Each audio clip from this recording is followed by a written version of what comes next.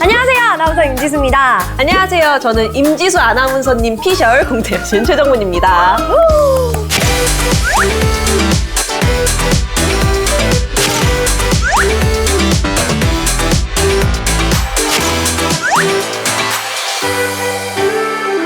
네, 지난 시간에 저희가 알케미스트 프로젝트, 이제 초임계 소재와 분자 레벨 프린터에 대해서 알아봤는데 상상이 현실이 된다. 알케미스트 프로젝트 두 번째 시간이잖아요. 어떤 이야기를 나눠보면 좋을까요? 교수님한테 한번 여쭤보죠, 바로. 네, 오늘 저희가 할 이야기는 그 제목 보시면 나오지만 인간을 확장하는 과학기술. 이게 뭘까요? 인간을 확장한다고요? 제 팔이 막 2배로 길어지고 이런 건가요? 근데 역시 맞아요. 저를 또 이게 다 교수님의 설명을 이끌어내기 위한 저의 이런 처절한 분투를 이렇게 표시하시면 어떡합니까? 죄송합니다. 확장을 말 그대로 그냥 해서 해석을 해서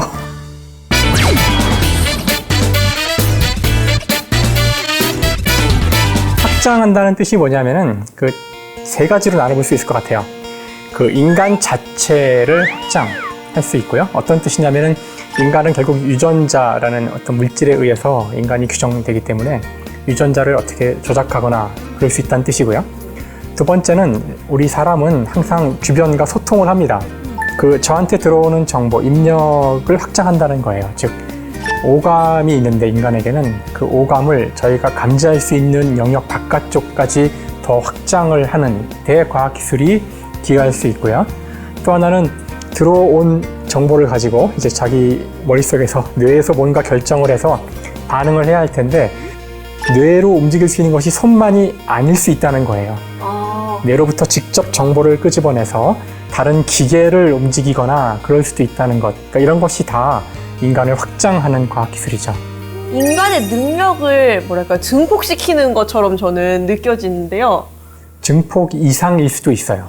증폭 이상일 수도 있는데 좀 이야기를 더 해보자면 우선 인간의 본질이랄까? 본성이랄까? 인간의 본성을 확장하는 방법은 바로 유전자를 이제 건드리는 거예요. 유전자가 뭘까요? 유전자? 뭐 간단하게 이야기하면 이거죠. 제가 고집이 좀 셉니다. 그럼 저희 엄마가 항상 이렇게 말씀하세요. 누구 닮아서 그래? 누구 닮았겠냐? 엄마 닮아서 그렇지. 이런 거 아니겠어요? 유전자. 윗대로부터 뭔가를 물려받은 거. 그런 거. 지금 기대 이상의 답변이 나와서 그런가요?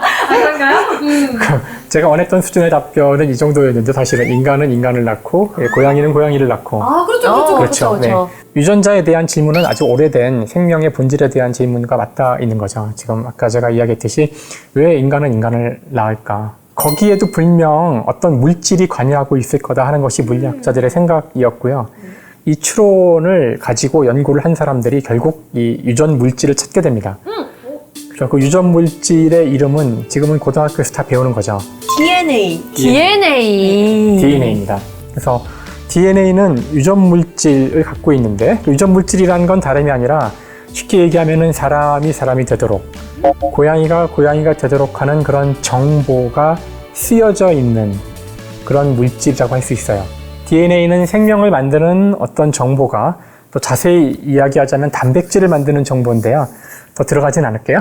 단백질을 만드는 정보가 1차원, 이 줄 형태로 기다랗게 쫙 씌워져 있는 겁니다.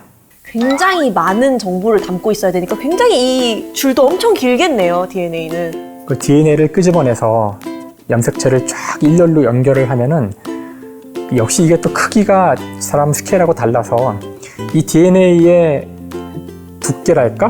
두께가 2나노미터고 길이가 1.8m인데요. 느낌이 잘 안 오시죠? 자, 다시 또 우리 P자로 갑시다. 하십니다. P자로. 그래서 DNA의 이 둘레가, 즉 이 두께가 P자라고 한다면 사실은 되게 작아요. 원자 정도 스케일이지만 P자라고 한다면 그 길이가 지구를 한 바퀴 돌고 남아요. 그러니까 이게 사실은 엄청나게 긴 아까 말씀하신 대로 어마어마한 양의 정보가 이제 들어있는 그런 것이죠. 그게 유전자의 물질적 형태죠. 자, 이제 이 유전자에는 인간이 되게 하는 정보가 다 들어있는데 아직 인간은 그 안에 정보를 다 알고 있지 못해요. 속속들이 이것이 어떻게 사람을 발현시키고 아까 말씀하신 대로 뭐 성격이 좋아지는, 성격이 나빠지는 머리가 좋아지는 그런 유전자가 있는지 없는지 어디 있는지 아직 모릅니다. 모르지만 활용은 하고 있잖아요. 왜 그 빰빰 빠라밤 범죄 수사할 때도 DNA가 결국 그 사람의 지문이나 다름없기 그렇죠. 때문에 그 범죄 현장에 머리카락 하나만 떨어뜨리면 그걸 채취를 해서 사람을 특정할 수가 있죠.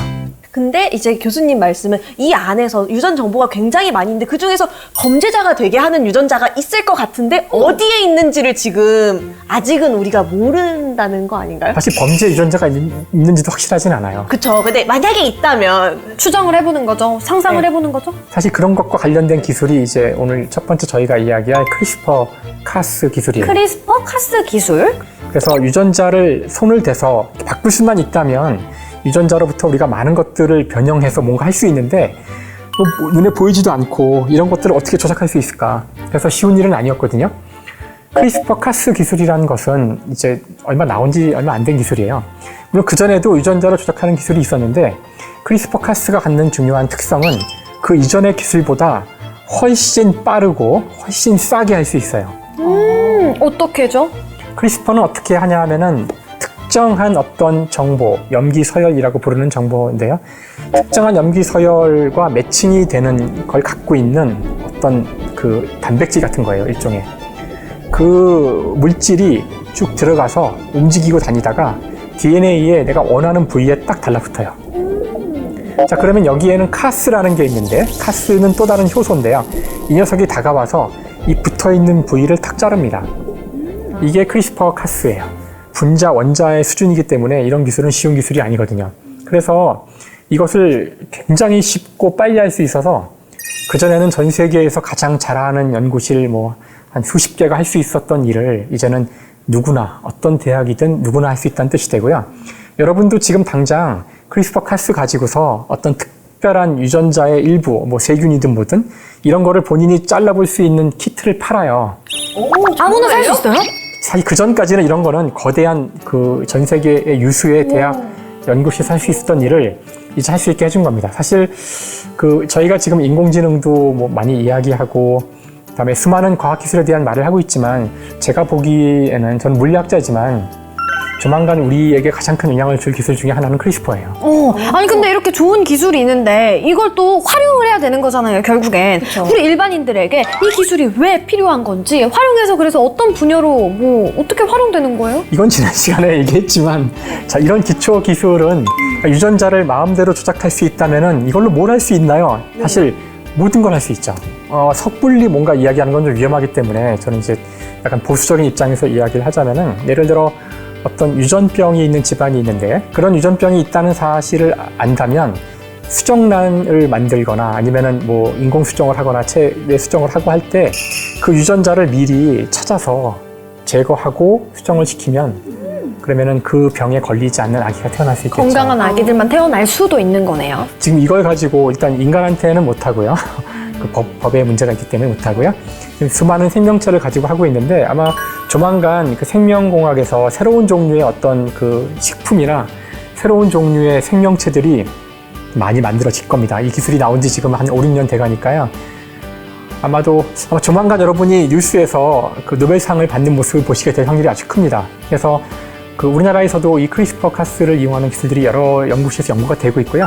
알케미스트에서도 당연히 이 원자 분자 수준에서 하는 중요한 일이기 때문에 이번에 아마 프로젝트에 이번에 그 테마에 나온 것 같아요. 그래서 이건 어느 연구비례에서도 해야 되는 일이에요. 그러니까 여기서도 아마 하는 일이 될 겁니다. 그럼 또 다른 이야기를 해볼 수 있을 것 같아요. 인간의 확장에 대해서 계속 얘기를 해주셨는데 아까 말씀하시던 것들이 내가 손이 있는데 이렇게 만지는 것도 있지만 저기까지도 만질 수 있겠고 기계를 다룰 수도 있고 이런 얘기로 넘어가 볼까요 한번? 중요한 거 기억이 안 나고 주변 얘기만 기억이 나시는 거 아주 좋습니다. 네. 그래도 그게 어디예요, 교수님? 아이고 참. 그 이제 확장을 할 때 그 우리에게 들어오는 입력의 확장을 제가 이야기했었는데요. 사람은 5가지의 감각기관이 있다고 이야기를 하죠. 네. 후각, 미각, 시각, 청각, 촉각. 그렇죠. 네, 다 아시는군요. 이 정도는 알아요? 그래서 일단 시각의 경우는 이미 확장이 됐죠. 현미경으로 머리카락보다 작은 거 볼 수 있고요. 망원경으로 우주의 저 멀리 있는 그 다른 은하까지 볼 수 있어요. 그러니까 이미 확장된 겁니다. 청각도 확장이 됐죠. 아주 작은 소리도 증폭을 하여 스피커로 들을 수도 있고요. 그러니까 청각도 확장이 많이 돼 있죠. 그 다음에 그 촉각도 사실 지난 시간에 저희가 같이 공부했던 STM이 어떻게 보면 촉각을 확장한 거라고 볼 수도 있어요. 아, 내가 저희가 만지지는 못했지만 대신해서 이제 만져주는 그렇죠. 거라고 생각을 하는 인간이 거죠? 만지는 영역을 확장한 걸로 볼 수도 있겠죠. 자, 이런 식으로 많은 우리가 감각을 확장을 해서 세상을 이해하는 틀을 넓혀가고 있는데 아직 많이 확장이 안 된 것 중에 하나가 바로 미각과 후각이에요. 냄새와 맛이죠. 요즘 그 SNS에서 라이브 방송을 굉장히 많이 해요. 유튜브에서도 먹방 같은 거 많이 하잖아요. 네. 그럼 그 유튜버들이 얼마나 맛있게 먹는지 정말 너무 같이 먹고 싶어서 시키게 되는 경우가 많은데 그 냄새를 막 표현을 해주는데 그걸 진짜 전달받았으면 좋겠다는 생각을 하거든요. 그러니까 말씀하신 대로 그렇게 응용되는 것도 확장의 응용 중에 하나지만 아마 이 알키미스트에서 중요하게 다루는 것은 스마트 수트예요. 스마트 수트? 저는 딱 단어를 들었을 때는 아이언맨이 생각이 나거든요. 거기서도 안에서 자비스가 다 이제 어떻게 해야 될지도 알려주고 이걸 입으면은 갑자기 뭐 힘도 세지고 날아갈 수도 있고 굉장히 많은 기능들이 있잖아요. 이런 것도 현실이 될 수 있나요? 아마 그 개념이라고 생각하시면 될 것 같은데요. 그 후각과 미각이 하는 가장 중요한 역할이 뭐냐면은 즐겁게 먹고 맛있게 뭐 행복하게 해주는 게 사실 주된 목적은 아니에요. 그래요? 그럼 뭐죠? 후각은 인간만이 느끼는 것이 아니라 사실 인간은 후각이 약한 편이죠. 인간은 다른 동물보다 시각이 굉장히 강화된 동물이고요. 개나 다른 동물들은 사실 후각이 훨씬 더 예민한데 원래 후각이 하는 가장 중요한 역할은 위험 감지입니다. 위험 감지. 왜 위험 감지를 후각이 하냐면은 우리가 언제나 외부의 물질이 끊임없이 내 몸으로 들어와야 하는 곳이 있는데 그곳은 바로 사람의 입입니다. 먹어야 되니까. 맞네요. 동물도 마찬가지예요. 먹지 않으면 살 수 없어요. 그러니까 영양분을 섭취해야 되는데 이 입으로 들어온 물질은 내 몸 내부로 들어와서 분해가 될 텐데 만에 하나라도 거기 아주 위험한 게 있다면은 나한테 아주 치명적인 일이 될 거예요. 그래서 모든 동물들도 마찬가지지만 이 입으로 들어오는 요 지점에서 들어오는 물질이 과연 나한테 안전한지를 엄청나게 체크를 해야 되고 원래 그것이 후각의 기능이에요. 근데 이게 좀 아쉬운 게 저 어렴풋이 기억나는 게 학교에서 가장 이 5가지 오감 중에서 마비가 쉽게 되는 게 코라고 배웠던 걸로 금방 기억하거든요. 피로해지잖아요. 금방 냄새도 못 맡게 되고 그러니까요. 익숙해지면은 이게 확장이 되면은 피로해지지 않는 코가 생기면 훨씬 더 좋아지겠네요. 뭐 그럴 수도 있죠. 사실 저희가 24시간 방어를 해야 되는데 이제 코는 그 후각은 그 특성상 금방 지치기도 하고요. 더 나아가서 이제 우리가 확장을 이야기할 때 단순히 코의 기능을 수트로 넘겨주는 것 말고도 코로 잡아내지 못하는 것도 탐지할 수 있으면 좋지 않을까요? 예를 들어 요즘 코로나가 큰 문제인데 우리가 코로나 냄새를 맡을 수 있다면 우와. 기가 막히네요. 코로나도 그러면. 물질로 되어 있거든요. 원자로 되어 있고요. 그 만약에 코로나의 물질에 반응하는 수용체가 여기 있다면 잡아낼 텐데 지금 없죠. 우리 인간은 바이러스를 냄새 맡을 수는 없는데 만약에 수트라면 수트가 어떤 특별한 어떤 화학적 작용을 예를 들어서 코로나 진단 장비가 이 수트에 있다면은 삐삐삐거리면 코로나가 있구나 이럴 수 있다면 좋지 않을까요? 딱 갔는데 갑자기 코로나가 있는 것가 감지가 되면 이제 그곳을 피해가면 되는 거잖아요. 이제 물론 안 가거나. 물론 코로나는 쉽지 않을 거예요. 제가 예를 드는 네. 거고요. 아니 미세먼지를 즉각적으로 여기서 감지를 해줄 수도 있다면 이런 식으로 인간의 감각, 특히 후각이 확장된 그것은 더 안전한 사회를 만드는 데 중요한 역할을 할 겁니다. 근데 감지만 하면은 사실 좀 쓸모가 떨어지는 것 같거든요. 왜냐면 우리가 거기에 맞춰서 대응을 할 수 있어야지 우리의 일상생활에 정말 큰 영향을 줄 수 있는 게 아닌가라는 생각이 드는데 그쵸. 이런 것도 가능한가요?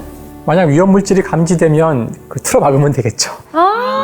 알맞은 대응. 그렇죠. 수트가 있어서 몸을 다 감싸서 방어해줄 수 있다면 그 일상생활에서 널리 쓰이진 않더라도 이 위험한 곳에서 작업하시는 분들이 있다면은 평소에는 뭐 열려 있다가 그런 게 감지됐을 때 즉각 닫아주기만 하더라도 아마 위험을 훨씬 줄일 수 있을 겁니다. 그런 식으로 아마 응용될 수 있을 것 같아요. 자, 이렇게 해서 아이언맨 수트처럼 뭔가를 방어하고 감지할 수 있는 능력의 인간이 확장이 되었다라고 한다면 또 다른 의미로 이제 인간이 사물과의 관계를 통해서 이 능력이 확장되는 것들도 있을 거 아니에요? 그렇죠. 그러니까 이제 인간이 그런 감각을 통해서 얻어진 정보를 가지고 뇌에서 판단을 해서 뭔가 반응을 할 텐데 이 반응하는 것조차도 확장할 수가 있어요. 즉, 지금은 뇌에서 그 명령을 내리면 몸의 일부가 거기에 따라서 움직이는 식으로 반응을 하는데요. 그거를 반드시 우리 몸의 일부가 아니라 뇌에서의 어떤 신호를 밖으로 뽑아내서 다른 기계를 움직이게 할 수 있지 않을까? 그러면 생각만 해도 갑자기 저기 있는 스탠드가 켜지고 불이 켜지고 하는 거예요? 그렇죠. 내 손으로 직접 누르지 않아도? 와. 지금 사실 이제 우리가 뭐 말로 한다거나 이런 기술은 나왔잖아요. 근데 이제 말할 필요도 없이 생각만 하면은 기계가 움직이면 너무 영화에서 나오던 일 아닌가요, 이거? 이건 제일 필요한 게 저예요. 어떤 왜냐면 면에서요? 그렇게 귀찮아요. 막 씻고 딱 누웠는데 불 끄는 게 그렇게 어려워. 다시 일어나서 불 끄러가기 너무 싫은데. 그래서 말을 한마디 하세요. 불 꺼 하면 되잖아요. 그렇네. 아니, 맞아요. 문이 예를 들어서 3분 이상 잠겨 있다. 그럼 자동으로 꺼주면 좋잖아요. 아, 그런 기능. 네. 일단 지금 이야기한 것들이 상상이 아니라는 것, SF가 아니라는 얘기를 해야 되는데 사람이 생각한다는 것은 뇌에서 일어나는 일이고요. 뇌에서 일어나는 일은 별게 아니라 수많은 신경세포들이 전기 신호를 교환하는 거예요. 그러니까 전기 신호가 왔다 갔다 하기 때문에 외부에서 그 전극을 꽂아서 움직이는 전위를 읽을 수만 있으면 어떤 생각을 하는지 자세하게 모르겠지만 변화 양상을 볼 수는 있어요. 그러니까 그걸 할 수 있기 때문에 만약에 이 사람이 오른쪽으로 움직이자 이럴 때 뇌의 패턴을 우리가 정확히 알 수 있고 언제나 그런 식으로만 패턴이 나온다면은 그걸 패턴만 봄으로써 이 사람이 오른쪽으로 간다는 것을 알 수 있는 거죠. 그래서 이걸 이용해서 거꾸로 이제 뇌에서 아직은 물론 뇌를 다 이해하고 있지 못하지만 간단한 것들을 할 수 있지 않을까? 그래서 이제 뇌를 이용하여 뭔가를 조정하는 것들. 이미 이 아이디어는 벌써 2017년에 일론 머스크가 시작을 했는데요. 그래서 그걸 뉴럴 링크라 그래요. 뇌와 컴퓨터를 연결하겠다는 거예요. 일단 연결만 되면 그 다음엔 단순히 뭐 내가 컴퓨터의 스크린을 조정한다는 것이 아니라 뭐든지 할 수 있게 되겠죠. 뇌에 저장되어 있는 그런 정보들도 기억도 다 컴퓨터로 바로 옮겨서 저장하고. 그럴지도 모르고요. 이건 굉장히 많은 함의가 있을 텐데요. 그 연구를 이미 시작했고요. 다음에 공교롭게도 같은 해에 페이스북에서도 그 뇌의 생각만 가지고 직접 컴퓨터를 타이핑하는 기술, 그걸 이제 브레인 타이핑이라 그러는데 연구하겠다고 이미 선언을 했어요. 연구 중이고요. 아직 안 나왔지만 나올 겁니다. 그러니까 이미 그 주요 이 기업들, 미국의 주요 기업들이 이 뇌를 가지고 직접적으로 사물을 제어하는 연구가 시작된 지 몇 년 지났고요. 우린 약간 늦은 감이 있지만 이제 시작하는 거죠. 브레인에서 직접 신호를 제어하는. 먼 미래에는 진짜 손 하나 까딱하지 않고 많은 일을 할 수 있는 시대가 올 수 있을 수도 있고요. 더 나아가서는 아까 정문씨 말씀하신 대로 무서운 미래일 수도 있는데 우리 뇌에 있는 모든 기억이나 정보를 다 밖으로 끄집어낼 수 있는 날이 올지도 모르겠어요. SF에나 나오는 이야기인 줄 알았는데 글로 가는 첫 번째 단계의 기술이 될 겁니다. 이게 말씀해 주시는 게 정말 시간이 쑥쑥 지나가는 것 같아요. 귀에 쏙쏙 박히고 정말 설명 감사드리고요. 아니 말씀하신 것처럼 이런 기술이 사실은 SF, 공상 영화에서만 보던 미래의 모습이 아니라 당장 어쩌면 당장 내일에도 현실이 될 수 있을 것 같은 마음에 저도 막 흥분하게 되고 가슴이 두근거리게 되는 것 같습니다. 네, 맞습니다. 이 알키미스트 프로젝트가 앞으로 향후 한 10년, 20년 동안 산업에 정말 큰 임팩트를 줄 만한 기술을 연구하는 프로젝트잖아요. 이렇게 산업부에서는 미래 사회에 대해서 무모할 수도 있지만 창의적인 아이디어를 마음껏 펼칠 수 있는 장을 지속적으로 지원을 하고 만들어 나가고 있습니다.